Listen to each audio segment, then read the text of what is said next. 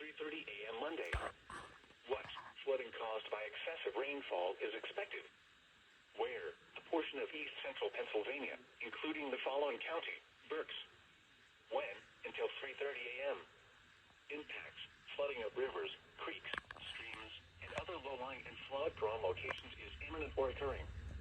Additional details: at 9:33 p.m., gauge reports indicated heavy rain due to thunderstorms. Flooding is already occurring in the warned area. Between 2 and 5 inches of rain have fallen.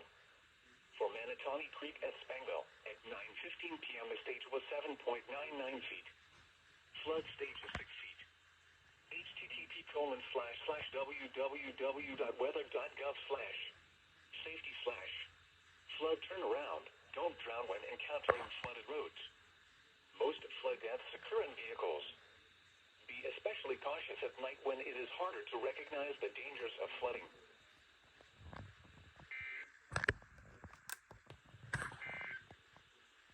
The National Weather Service in Mount Holly